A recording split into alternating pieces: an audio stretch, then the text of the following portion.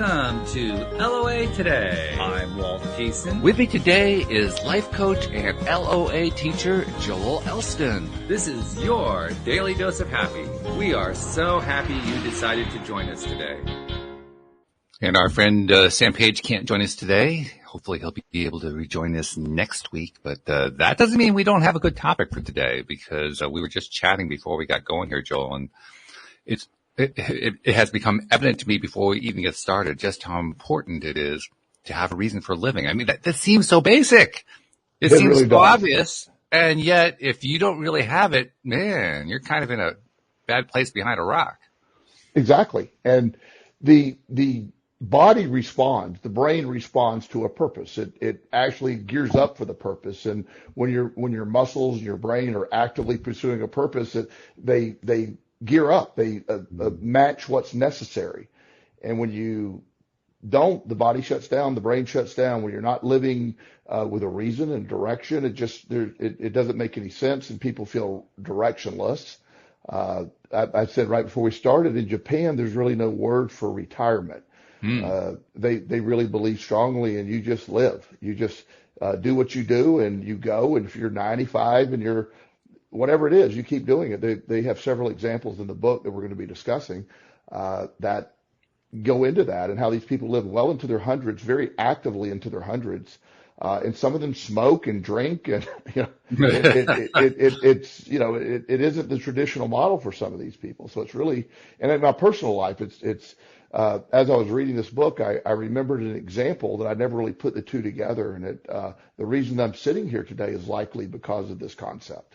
Oh, wow. Okay. So we'll have to get to that in a moment. One of the things that occurred to me is that this whole idea of retirement. You said that the Japanese don't have a word for it. We have a word for it. We just don't have a meaning for it. Nobody can seem to agree what retirement is anymore. I mean, there's a cliche, right? There's the gold watch. There's the rocking chair.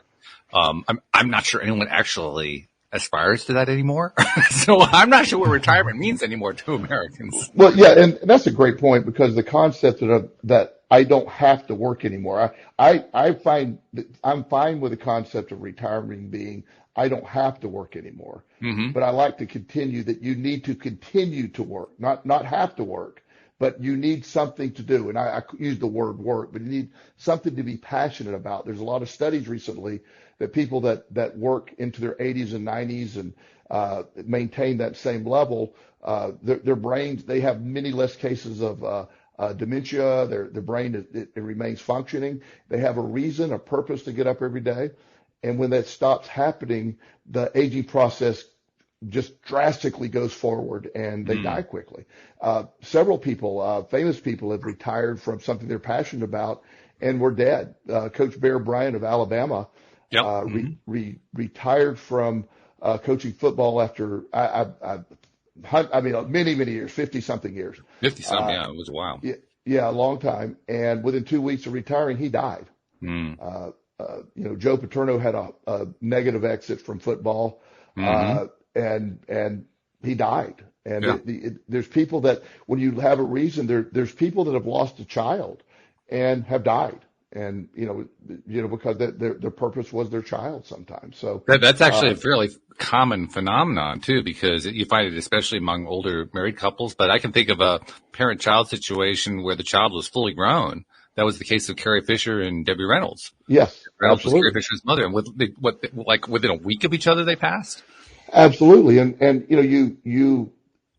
the body, as I said, the body and brain anticipates being needed to get up and go, and when there's a perception that there's no point in moving forward, I call it sort of the purpose of life, or the journey that you're on. When the journey is perceived as being over, there's no point for the body to continue. And I think there's more to that than we realize. Which once again points to just how powerful the human mind really is. And it also kind of validates a concept that Abraham Hicks got criticized for many times over the years. The idea that we decide when we're going to be here and we can decide when we're going to leave. And, lots of people lashed out, well, yeah, my dad didn't decide to leave. He died of cancer. Like this, all this stuff that came out. But as we look at this, it's like, wow, is there actually something to this? Is there something to the idea that we're making a selection here? It very well could be. And I admit that there's I know some of their stances, I am all in on Abraham Hicks, as you know. Yeah. But I don't necessarily agree with everything. And, I lost my son in a car wreck Right. and I'm not necessarily convinced that, Perfect example. yeah, I don't think he really made a decision. However, I don't know that wasn't part of his life plan. I'm open to those concepts, but the idea that I certainly feel that you can make a decision to go, and if you have that opportunity, when my mother passed away, she was perfectly healthy. She had never spent a night in the hospital. She was very active in her yard. She and my sister was visiting, and she just all of a sudden her eyes rolled back in her head, and they thought she had a stroke, and she went to the hospital. The next day she woke up and was talking to my sister, and the doctor's like, we have no idea what's going on. And mom all of a sudden at that moment just died. Wow. And to know real understanding of why. And we didn't do an autopsy. She was not an age that it was, she was, Sure. it made no sense. But at the same time, I'm looking at, what took place. Did she pass out, and was she given the opportunity to pass over? I mean, she lived a very full life. She was full of anxiety. She had a lot of stuff going on, and maybe she made the decision, let's wrap this up. I don't know.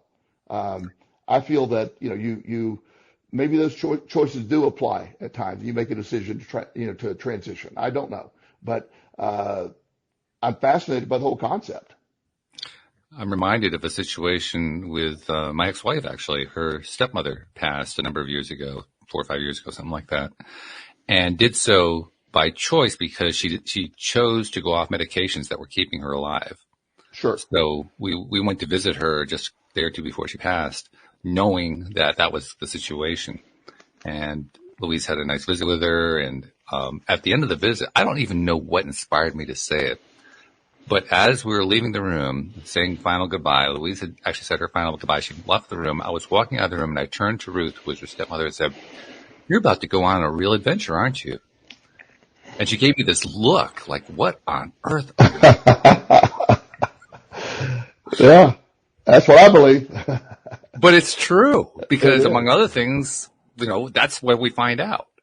Yes. Yeah. That moment, where, we all have our beliefs, but that moment when what I call transition, or when this stops, a side of me, and I'm going to wait till it happens. Wait till that time happens, but I'm really excited to see what's next. Yeah. Well, I look at it from the viewpoint that we take when we are in this LOA space, where we've bought into this idea that we're all what's called source energy. We come from energy. Matter is created from energy. We were part of the overall creation of all that is, and then we return to pure energy afterward. And well, there are a number of interesting conversations that we've had to address questions tied around that. But one of the questions that come to my mind is the continuation of the personality. Yes. Does the personality continue? And there are different views on this within our circles. There are different Sure. people have different ideas about this kind of thing. But at the core of that is the question we're addressing right now. Do we choose? Do we actually decide, when we're going to leave? And more importantly, do we decide when we're going to stay? Because really that's what the topic of the show is today. When we decide to stay, that's where that reason for living has to come in. There has to be some purpose. There has to be otherwise why bother? Yes. And one of the things that I find fascinating, and I don't judge anyone's belief or criticize however they got there, but what a sort of rough life to believe that it just is this, 80 years or whatever we're going to be here. It's to me, I live fully. Like, if it is going to be that, by the way, I'm going to leave with no regrets. But at the same time, I really believe in my heart, I know this to be true, just from the years of experience and what I've felt and what I've dreamed and what I've talked to my son TJ about since he's passed away, that, I believe it more. Not only do we believe we get our next life, we get to almost sort of pick what we're going to do next. All this is included. The end's included as well. And like I said, I sort of like a ride at, Disney World to me is you get off and you get right back in line, get right back on. And just, that's my view of it. And, a lot of people think that's absolutely crazy, and I'm good with that. But, Well, but we're what I used to believe, that one, right? We're yeah, used to yeah, people calling us yeah. crazy. I get a crazy label a lot, so I'm fine with that. That just keeps things interesting, keeps things It lively. does. It does. It does. So tell us a little bit more about this book, because you mentioned earlier how it was a major influence on you when you were going through your biggest tumult. But tell us more about the details of it. Okay, the book gets into the concepts of what we're talking about. They give several examples of, uh, the ikigai, and I think I'm saying that right, is a Japanese concept of literally the reason to wake up. What is your Mm-hmm. reason to wake up? What is the Mm-hmm. reason to get up and go? One of the ultimate goals in Japanese culture is you try to figure out something you're passionate about, a way to make a living at what you're passionate about that helps you and serves other people, and be able to do it with excellence. Mm-hmm.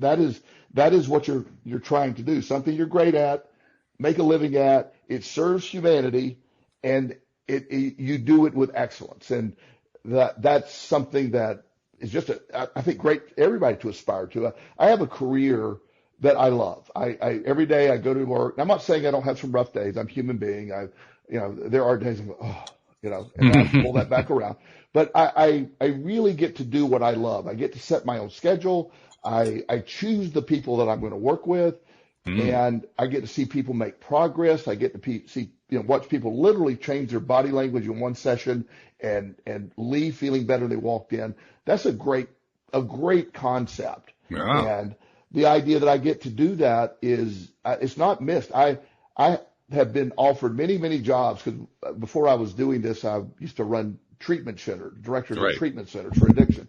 And I've been asked many times to go for very high paying salaries, to even part ownership, to go get back into that field. And I would never do that, because while I enjoyed the working with the clients piece, I never liked the drama or the dealing with staff issues or ownership and all the stuff that went along with that.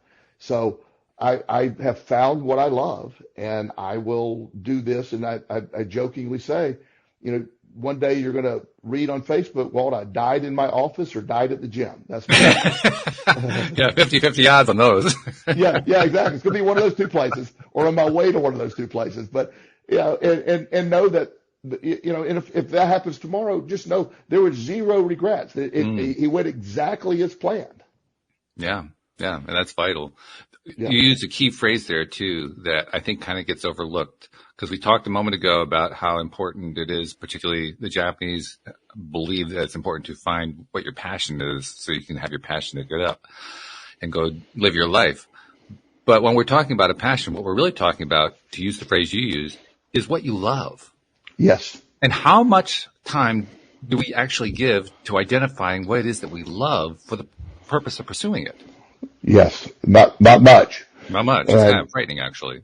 In fact, I'm rethinking my schedule for the week, to be perfectly honest. Well, and that's sort of the key, sort of societally where we're at is, we have at best, as you're saying, we have at best a certain amount of time that we do that. You're growing up until you're 10, 11, or 12. The brain is operating solely under the influence of your parents. So you're not really in tune with what's going on. And is that around that age that it starts to become independent and think differently? And then we start to look at what we love, but you're also told you can't do that, or society says you need to do this.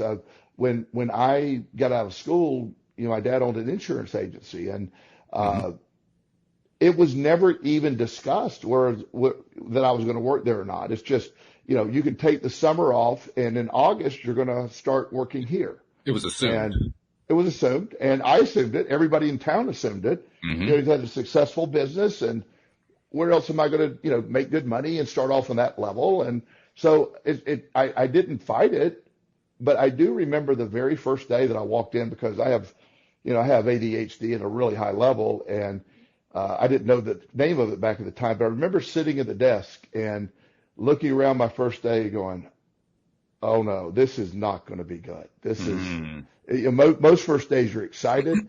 Yeah. I was not remotely excited. I just saw trying to make me sit someplace for 8 hours a day with the way my brain works. it wasn't going to end well. And I promise you, it did not end well.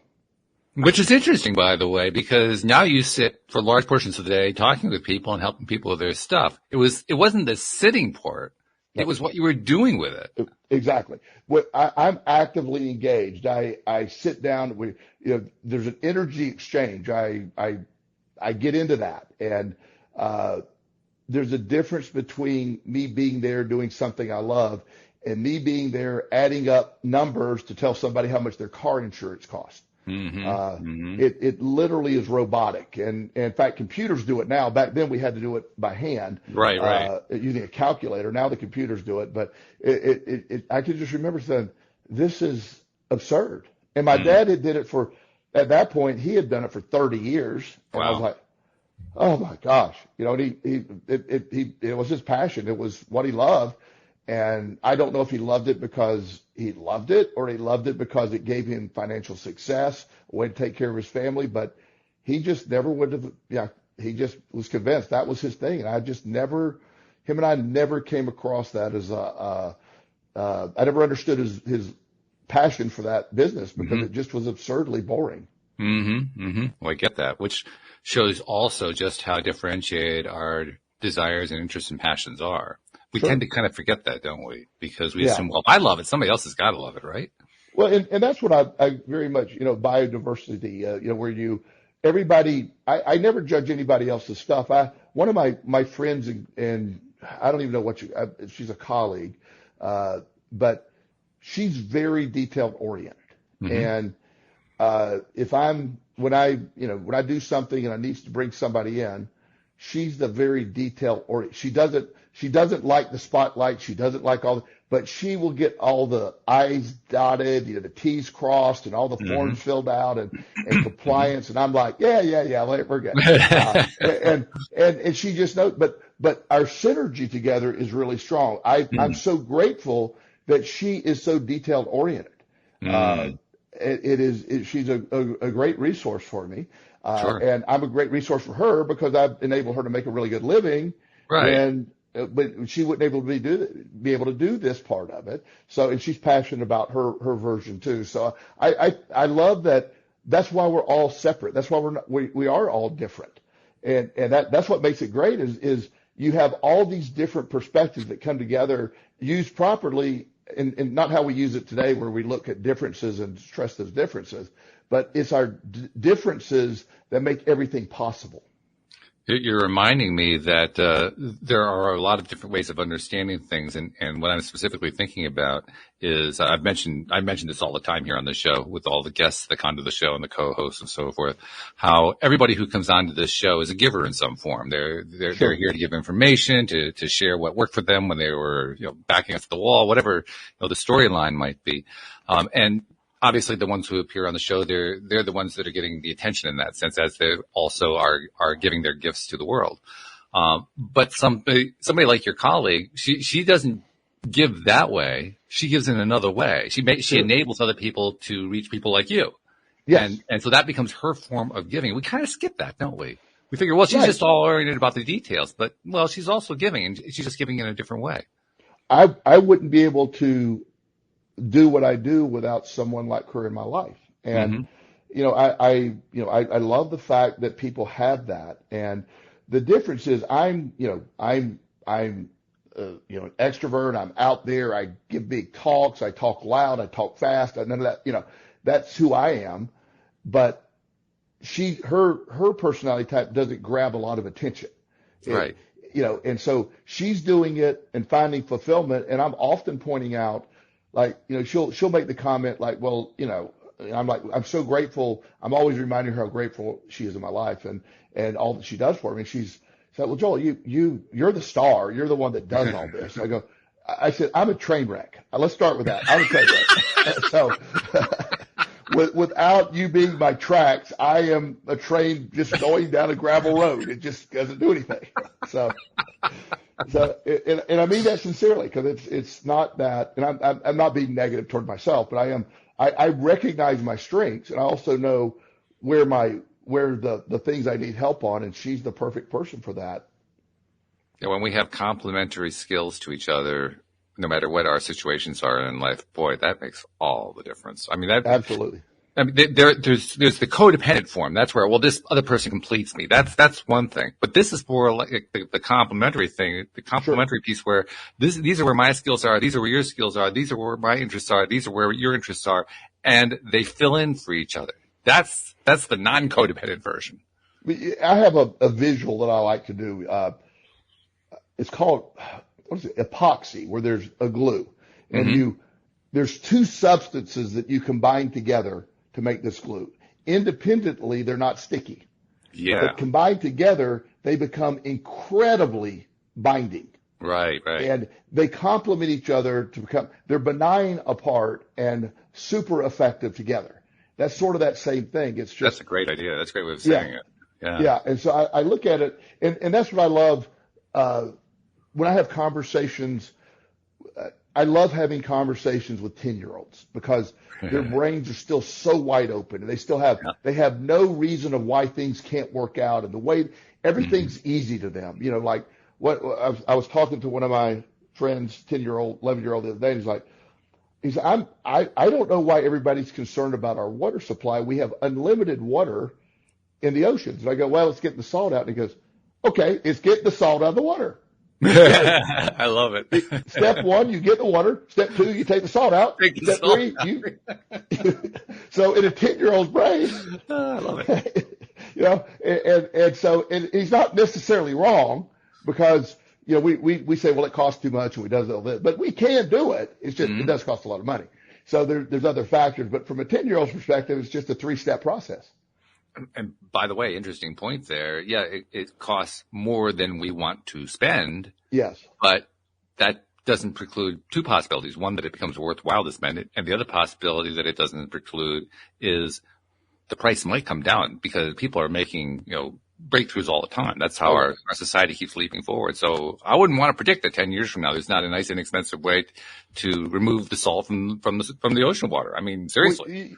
Yeah, and not that this is our topic, but the same 10-year-old, he said, he talks about all this genius stuff. So we were talking about nuclear power plants, and the steam coming out of the nuclear power plants is just water from the cooling. It's vapor from the cooling. And he goes, well, why don't you just use salt water, cool that thing down, catch that vapor, and that's purified water, right? And I go, I love it. Yeah, it is. I don't know why that won't work, but you know, I mean, it might. I don't know, but surely the 10-year-old didn't come up with that. But it's like, you know, it's thinking like that. And as you're saying, there's going to be processes. There's cold fusion is going to eventually be a thing. And when we have cold fusion, you're going to be able to create energy that you could do anything with very cheaply. So all things are on the table. Yeah, you really can't eliminate any. I mean, cold fusion is something that we're nowhere near and haven't been for some time, although there have been topics and conversations about it.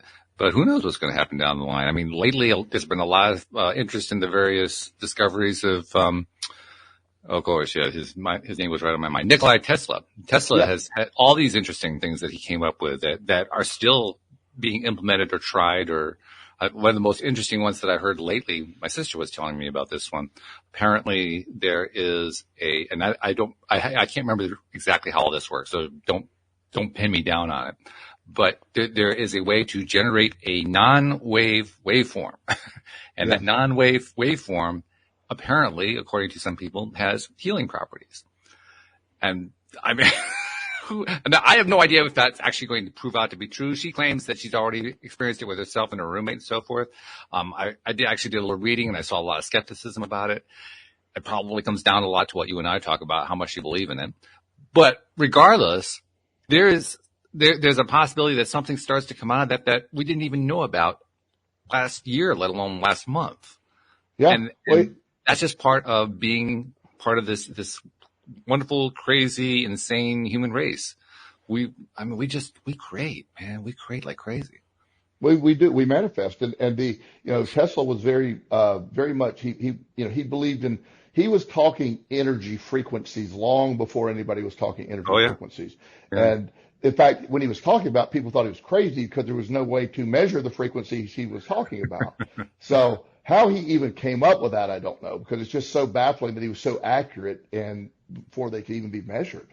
An interesting point, though. A lot of the things that Tesla and Edison and others were talking about at that time were actually being explored mentally by a lot of people.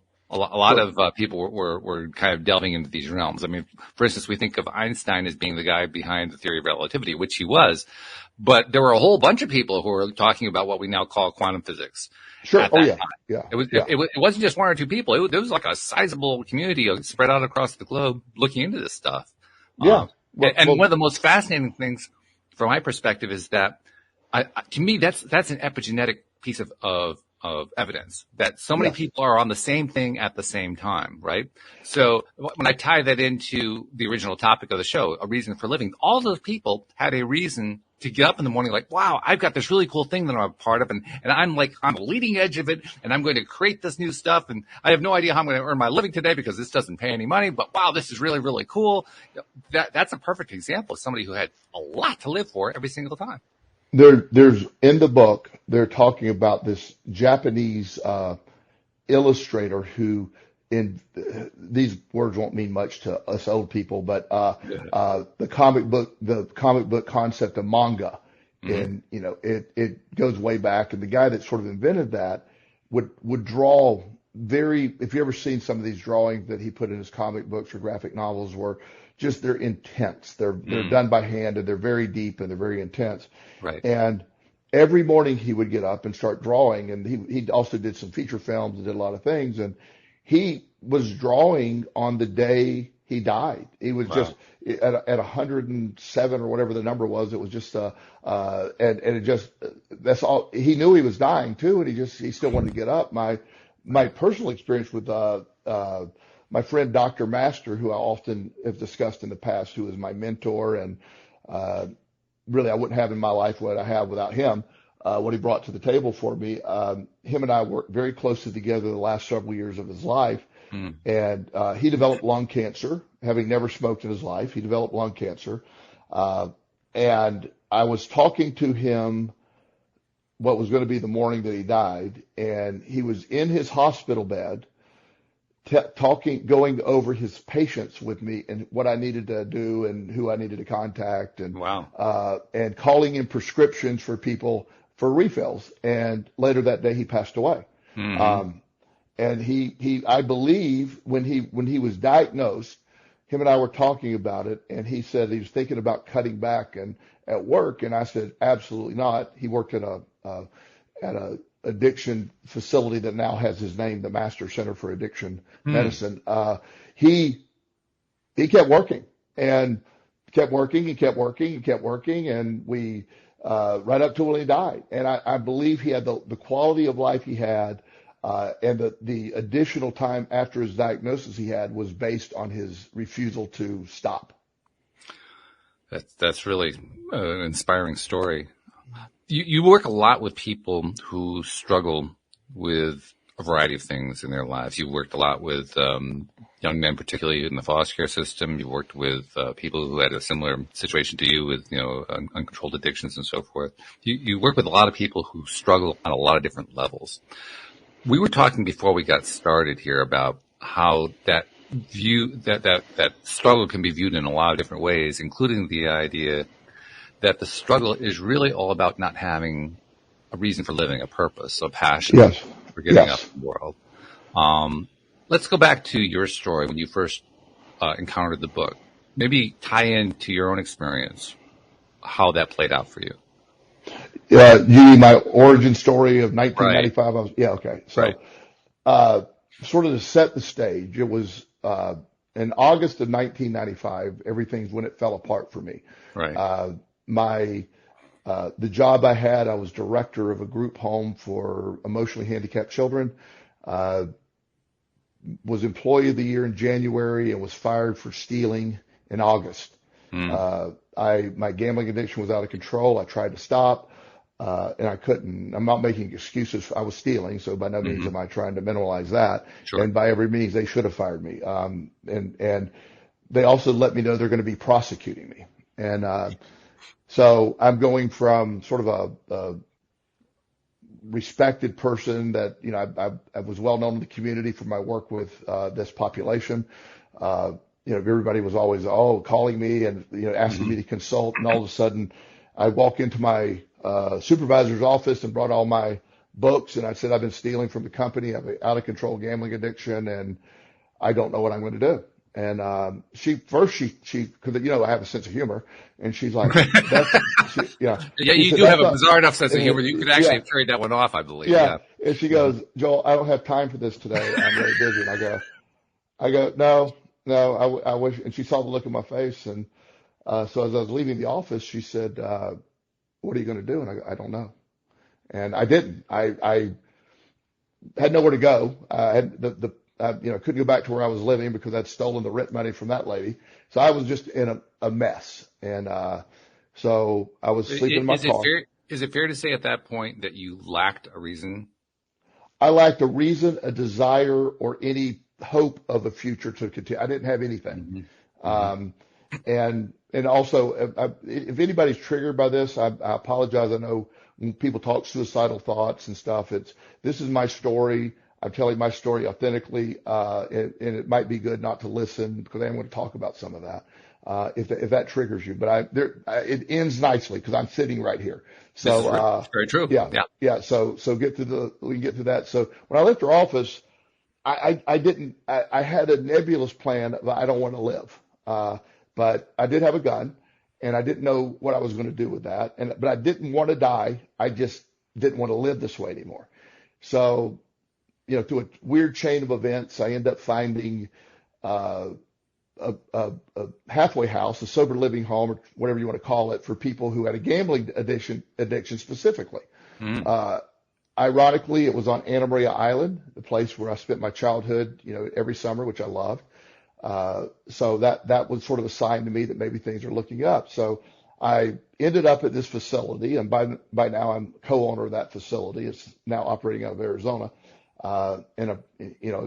They're still in business. So the person that took me in is one of my best friends and business partners. So as I was going through the motions of recovery, it was overwhelming. I had $250,000 in credit card debt. I was facing felony criminal charges. My family isn't speaking to me. I lost all my friends. The person who I was probably going to marry just totally, blown away by all this information, wasn't speaking to me. So there was nobody left. And, it was just me. So I got to the treatment center and, that was August 17th of 1995. And I immediately got a job waiting tables. I didn't know what was going to happen. My employer said they're going to prosecute, but I was waiting for that. I asked them to let me know so I could turn myself in. Didn't want to be arrested. But in the meantime, I got a job at this after school center. And while I was waiting tables, I would work in this after school center, with these kids, sort of disadvantaged children, lower economic things. It was sort of supported by the government and really enjoyed that. It wasn't the role I was playing before, but I was just able to go out and play. I was able to have fun. We played football. We just nonstop, threw water balloons at them, always getting in trouble with the staff because I was crazy with the kid, running around. So it got my mind off everything. It was really good. So that went on for a couple months. And on October 11th, 1995, the police showed up at my employment and basically arrested me with no warning. And so what little bit of life I'd built back up thinking, wow, there's a shot I'm going to be able to do this. When my supervisor, her name's Karen Stewart, and she might even watch this video now. We're friends. She's very successful in many areas and still in Bradenton, Florida. She's got a new position. She's very caring. I was really embarrassed. So I went to jail for 30 days. And so all of a sudden I'm convicted. I wasn't convicted at that point, but I was charged with grand theft. And they let me out after 30 days, after, probably 28 days. And I knew I was going to have to plead guilty to a felony. So I went back to waiting tables, and miraculously, Karen, who had reached out to my friend Rick, and said, whatever happened to Joel, he was really good with the kids. When he gets that fixed, have him come back. And I was shocked that she would offer me to come back and work with kids after being arrested. That just like, wow. Right. So I went to work back and I met a couple kids. There two in particular. There's one young man named Joe. At the time, he was 10 years old, and his brother Seth was 5 years old. And I've written about them on Facebook. They're grown men, obviously now, doing very Sure. well. We're very close. But their mom had like 9 children. She struggled. She worked very hard, but 9 children, that's a lot Yeah. of children. Oh, yeah. Single mom, a few different dads, and it was really rough. And so they were really lacking a lot. And mom was working, so they're left alone a lot. Joe was taking care of the little kids. There was like even younger children than Seth. And so there was a lot going on with them. So we developed a really close bond. So Joe invited me to his 10th birthday party, which I thought was sort of weird. At the time I'm going to a 10-year-old birthday party, but we had a blast. We played football, and it was like we made a really big connection. And as time went on, my life, it seemed like nothing was getting better. I was waiting tables, doing odd jobs, but my restitution was killing me. And I knew I had court in November, the day before Thanksgiving in 1995, where I pled guilty to a felony theft charge, which eliminated a lot of possibilities of jobs for me. So I was in this period of time where I was barely making it. I was struggling. And there were many days that I thought, I need to just end this. It's not worth it. I just can't keep going. And I thought of different ways to kill myself. I thought of, painless ways. I didn't want to do it in front of anybody. I was going to drown myself in the ocean one time, but I'm not going to do that. And so I just kept thinking. Now, again, I don't believe I really wanted to die, but I just didn't want to keep living like I was living. Right. But it got to a point I started realizing. There was one weekend in particular. I said, I just can't do this anymore. And this is such an old, I didn't have a cell phone at the time. This is back when we had pagers. So Right. Joe, 10-year-old Joe said, he texted me or sent a message. What do you do? They paid you. Yeah. So you call them. Yeah. I forgot. Yeah. And so I called him back, and he goes, my mom's at work and we don't have any food and we're hungry. Oh. And, I said, okay, I maybe had $12 to my name, but they needed the $12 more than I needed the $12. So I went and got some milk and some cereal and some stuff, and $12 still can buy enough food for a little bit. And so I took it to him, and then I hung out with him until she got home, and then I started realizing, we really made a connection. And as bad as I had it, what I had done was my fault. What they had done had nothing to do with them. They're just in this situation. And so I realized, if I kill myself, who do they have left? Who brings them food on that day? Who's there? And so I said, well, they became a reason for me to live. Yeah. They started spending the weekends with me. We went to arcades, and because it gave them, not that I was normal, but they could spend a weekend at the beach. We had that house there with plenty of rooms, and they had their own area, and so they'd get on the beach and stuff. So they started looking for it was a little refuge for them. Sure. And I didn't have enough money to do stuff I did today, but we would do little stuff. We'd go out to eat at like Taco Bell and stuff they wouldn't get to do. We'd see movies. And so we became very, very close. And I really believe that connection with them in some of the darkest days of my life gave me a purpose to keep getting up, gave me a reason to keep going. That's all I had, is they need me. I didn't have any grand plans. There's no way to ever envision that I would have the life I have today. That would be an impossible dream. Right. But at that, you couldn't imagine that. There wasn't a plausible path to get here. And I was paying off, credit card debt and restitution, and I'm waiting tables. It's not the most lucrative career in the world. So, it just really kept going. And Rick, the owner of the property that I was staying at, eventually asked me to be house manager. I eventually took the training to become a gambling counselor. Then I eventually developed this. Then I became co-owner of a South Carolina facility, ended up moving to Virginia. All these things kept happening. And my passions and my direction, it became self-fulfilled. And I now I look at it with amazement. But early part, that part where Joe and Seth had nobody, I had no reason to live except for what horrible thing I could do to kill myself. The one person that's shown any interest in these people at all kills himself. How do you tell those kids that?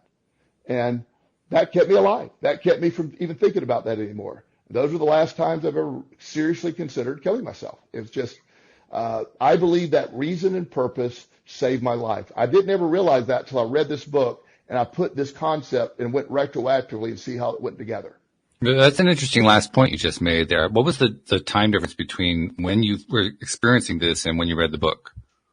This took place in 1995, and I read the book the first time last year. So that's a really big span. That's a span of what, almost 27, 28 years, something like that. Yeah. At some point in there, it just seems like, well, you must have at some point realized that there was something going on, that you had a reason for living. And yet that book you just told us is where it finally became clear to you. Well, a lot of people are going to ask, how is that possible? Well, let me explain. I have recognized that they played a very important role in my life. I understood that me getting up and helping them. So I've even told them that. I was grateful that they were in my life. They're grateful that I was in their life. And I'm still in their life. Seth is a commercial fisherman. He takes Justin out on the boat when we're down. Wow. So I mean, they're family to me. These kids are my family. These men are my family. But I knew, so I'm not claiming that I didn't see the connection. I never put a word to it. I never saw the intense value that I see it now, that they literally may have saved my life by just being there, by me. But but I've always seen the value. So it didn't like I just discovered the value. Right. But now that I can put a name to the concept, like I've always understood the law of attraction before I ever gave the name to the law of attraction. Before I ever heard the concept.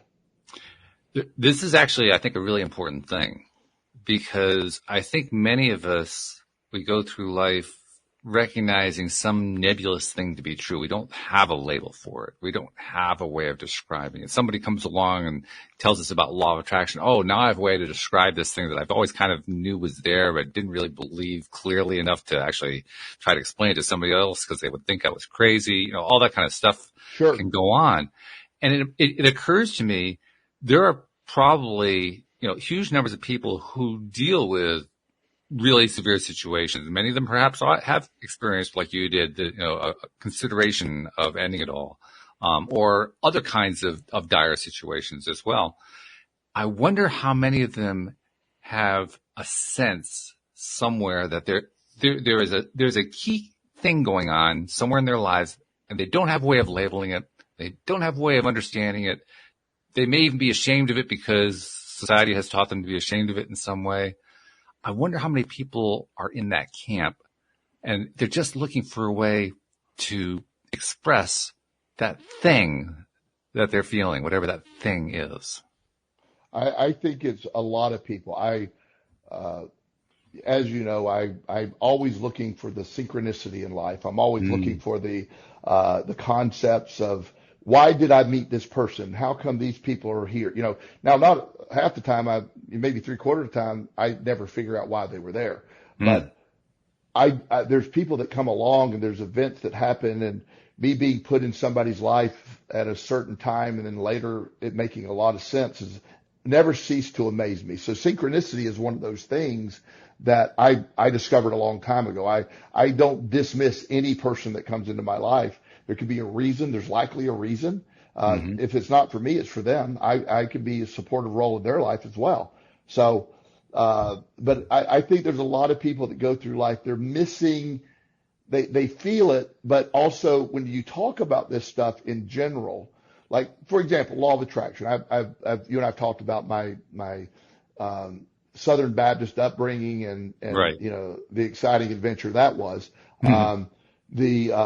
And so anytime that I would try to get out of that confines, anybody that I was trusted, my mom, my dad, or the preacher, you couldn't have a discussion with them because that's all they knew. So anything that led me to believe, or my deep understanding there's something more than this, it was shot down. I was told, you can't, at 12 years old, no, that's Satan trying to convince you otherwise. And I'm going, I Yeah. don't think so. But, it's, that's all they would say. So eventually my 12-year-old brain just, okay, well, I guess that's it, but never stopping believing. And then one day waking up going, damn it, I knew that was right.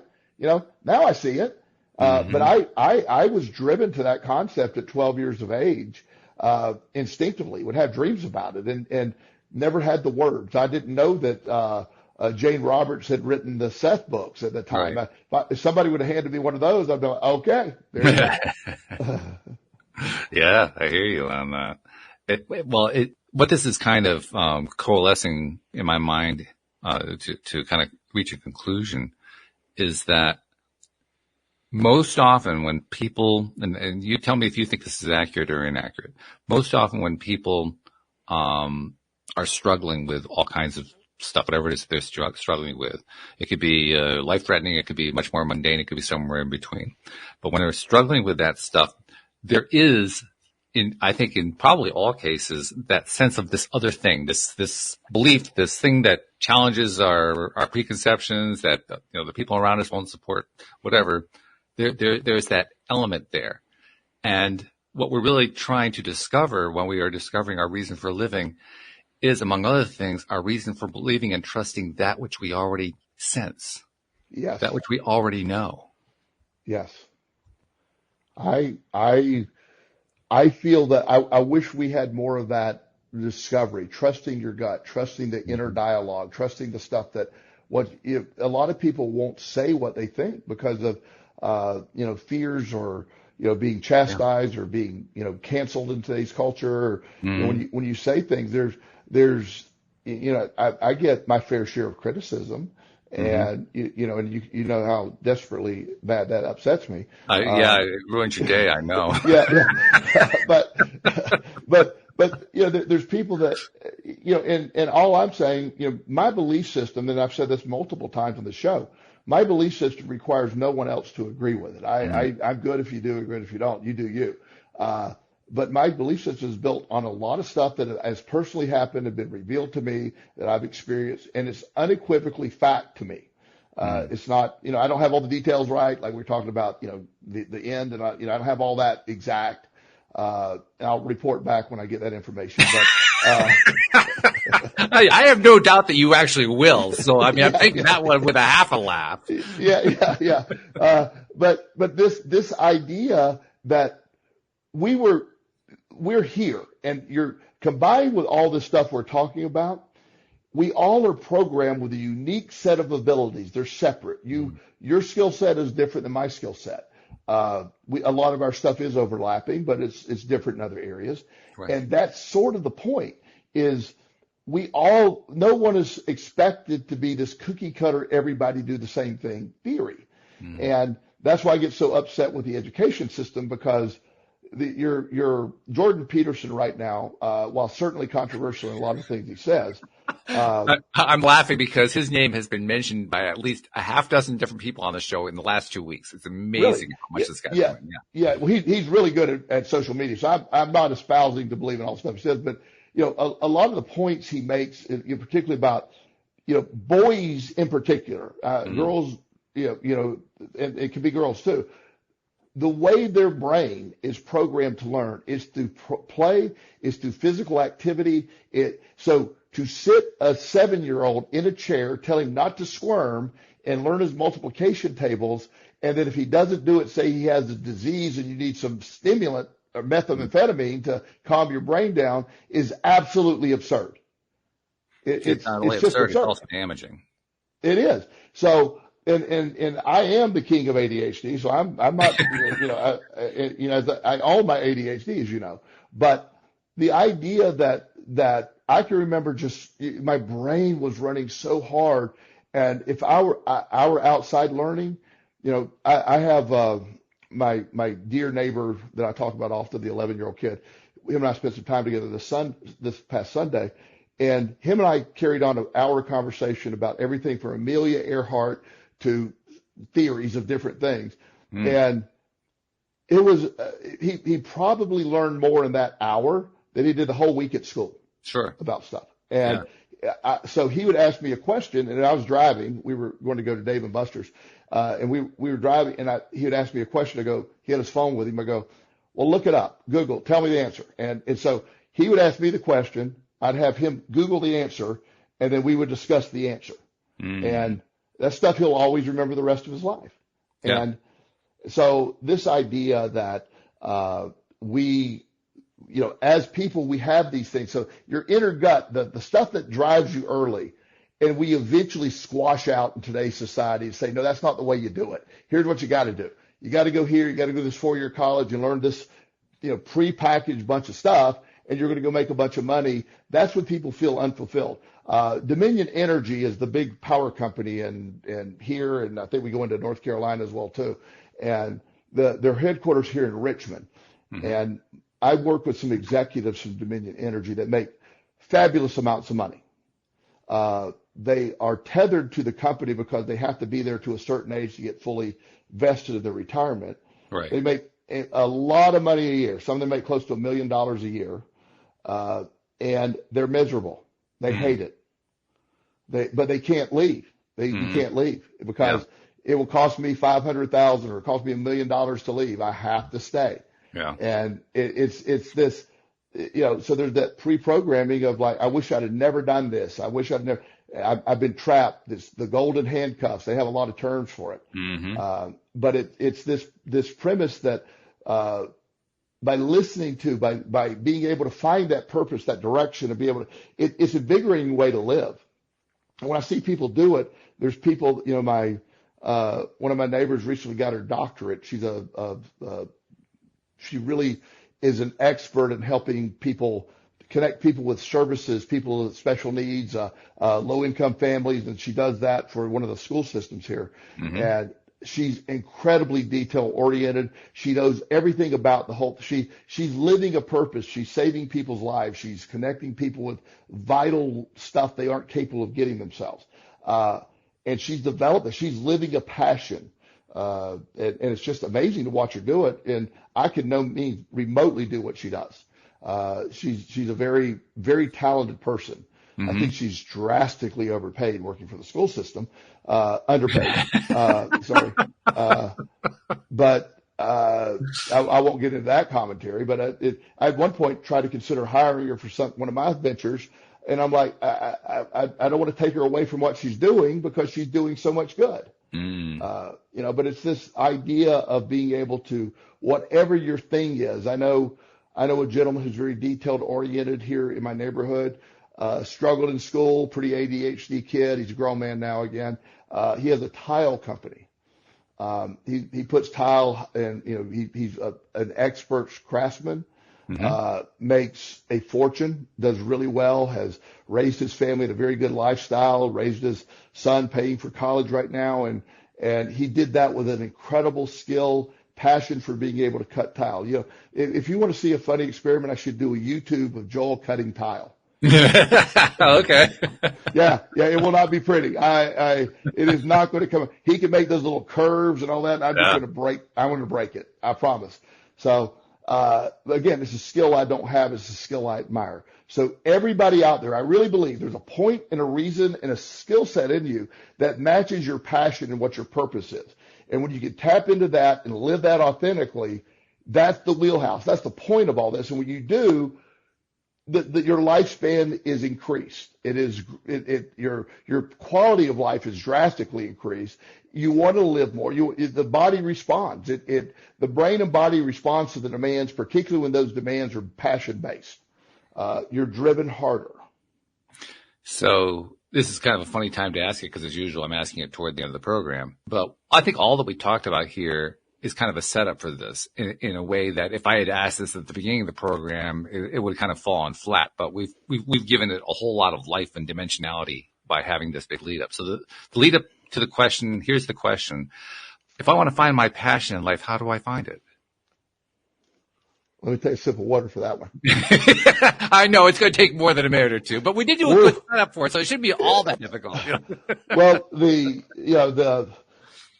when you're trying to, part of what we talk about, when you're trying to manifest your passion, when you're trying to get that, I forget who said it. It's one of the teachers that I follow, maybe Napoleon Hill.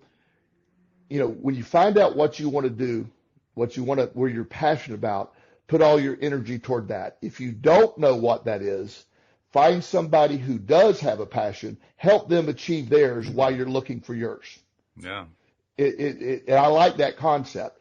But I also, for me, I had to awaken to my passion. Life had to happen. A lot of things were going on. And I had an awakening like, wow, this is, you know, the part of the story where I became a gambling counselor in Florida, and I didn't even really want to do that. It seemed I wanted to go make a lot of money.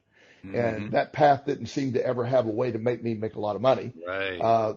But I did it, and I was actually good at it. And the more I did it, I started getting notoriety. Now, again, unfortunately, gamblers have no money by the time they need treatment, so not a high-paying career early. But it led to the concept of what I do now. And I learned a lot during that process. And while I was able to provide for my family when I was doing those things, I later got to a point where all that came together and put it together, and I'm doing 100% of what I like. When I was running the treatment centers, the various ones, I was doing 50% of what I wanted. Working with the people, developing new programs. The reason you and I connected in the very beginning, I don't know how you found this, but you discovered I was using the law of attraction in an addiction treatment center setting. Which blew me away. Yeah. Yes. And that was how you found me. You wanted to interview me on that concept. And to my knowledge, I don't want to claim to be the sole proprietor of that concept, but I had never heard of anybody using that concept with addiction treatment to that point. I can second that one because I had been looking, and you were the only one I found. Yes. And so when we started having great success using those concepts, and the owner of that program, Bob Cabanis, that gave me the opportunity to come to Virginia, I've always appreciated his willingness to let me go out on those limbs and investigate that. And we had great success. You know, I combined that with exercise on a daily basis. I combined that with nutrition on a daily basis, meditation, yoga, all those things we added. And it's something that's the passion of when I was developing programs, using the things that have worked for me to help treat addiction, because I think addiction, as we're saying, just like we're saying with depression, is really a lack of purpose a lot of times. I think addiction is a lack of connection, a lack of direction, and having a very unfulfilled life is often the underlying cause of addiction, as well as trauma. And being able to deal with that makes a big difference. So when you find your passion, a lot of times you discover it by accident. But I always encourage people to, you know, make a list of what you like. There's a diagram you could draw. What do I love to do? You know, what am I good at? You know, where can I make money? And somewhere in that axis, you'll start to get an idea of where that is. And there's also another key thing too that was part of your story. It's certainly been part of my story too, especially in terms of doing this podcast. And that is when you pursue something just because you love it without having a regard for whether or not it's going to produce income for you. That's counterintuitive at first. Yes. I mean, in your case, it was basically keeping you alive because you decided it was more important to you to live and work with these kids who needed your help, and they weren't going to get help from anybody else. So that gave you a purpose in that sense. And then over time, you found your purpose growing there, even though there was still almost no income associated with it. And the same thing happened to me with this show. I mean, you and I have had conversations over these. I was trying to figure out, how can I monetize this? How can I turn this into something? Everything I ever looked at for monetizing turned my stomach, so I couldn't really do it. But nevertheless, I mean, I kept trying to do that. And I finally came to terms with the fact that, I don't have to monetize everything. Yeah. And along the way, what happens is, even if I haven't found something that's producing money, just by following something that creates passion for me leads to other things that create passion. Well, when it becomes a stepping stone. What you're describing is the book that I'm actually writing right now, called The Law of Action, that we talk about every week, and we laugh because I'm not making much progress right now. But that book is that concept. So the law of action leads you to, you take one step, that's any step. It doesn't have to even make sense. Just movement gets you to that next step. And that's where so I agree. The podcast is a conduit to other things. It might not. And one day the podcast, I keep expecting somebody one day from one of these big podcasts to look at all these episodes you've done and come in and say, wow, we need you here. I'm hoping that happens one day. But even if it doesn't, like you're saying, the ideas and the connection, the energy, and I've watched, not to get into your personal life, but I think this podcast was instrumental in you getting through some really tough times over the years I've known you. 100%. 100%. We've been through a few cycles together over the years, and and you were struggling, but I think every day needing to do this podcast was sort of your version of those kids I'm talking about. You needed to get up and do the podcast. Maybe not so drastic, but you needed to get up and do the podcast. Well, and I think for me it was a source of energy. Yes. Because we always said in the early days, the early law of attraction days, it might have been me and you only. So pretty much, yeah. Yeah, pretty much. Numbers showed it, by the way. Yeah. But I always felt better after our talks. I always felt great. I always felt energized. So that's how you start finding it. That's actually the whole concept of law of attraction, LOA today, is sort of what we're talking about. Exactly. You let it lead and lead and lead, and then never, I always let go of the outcomes. And with me, the idea of money and that I have multiple streams of revenue. I have different things coming in. Money's not even on my list of manifesting anymore. It's on autopilot. But for so long, that was a struggle. That was, you need to do that. And ironically, when I sort of quit chasing that and allowed this other purpose-driven stuff to come up, it's just been fascinating with that. And it's, it always comes about. I see this transformation with a lot of people I work with. I had a young man in my office today. He's very, we'll use the word depressed, but he's just lethargic. He doesn't have a lot going on. And I was literally talking to him about a lot of the stuff we're talking about. Okay. And I said, what, he doesn't know what he wants to do. He's in between he's completed his second year of college. He's in the summer of that. He's just, he doesn't know what his major should be. It's a generic business major. None of that's hitting his, but we talked about just different things and how that could lead and how, he doesn't have to have the end goal in sight. He just has to focus on the journey right now and get up every day and do these things. And, he texted me when he said, I left your office and went straight to the gym, and said he felt better. So implement that every day. That's an action to take. Now, pull yourself out of that. Most times if he went and saw a psychiatrist today, he would be at Walgreens filling his Prozac prescription, and not feeling any better. Right. Yeah. Wow. Well, as usual, Joel, you came up with the perfect topic. Congratulations. Well done. I count on you for that. I love that. I can't wait to see and you're drawing these all from the books that you listen to. I mean, because you're listening to books constantly. So you're giving us an endless supply of topics for conversation. So thank you for that as well. But it's good. I enjoy it. Yeah. Well, we nailed it today. Once again, we really nailed it. Yeah, really good show today, Walt. Good stuff today. So thank you very much. And we saw some people in the live stream listening in, so thank you for joining us. Thank you to podcast listeners everywhere. We'll see you all next time here on LOA Today. Goodbye, everybody.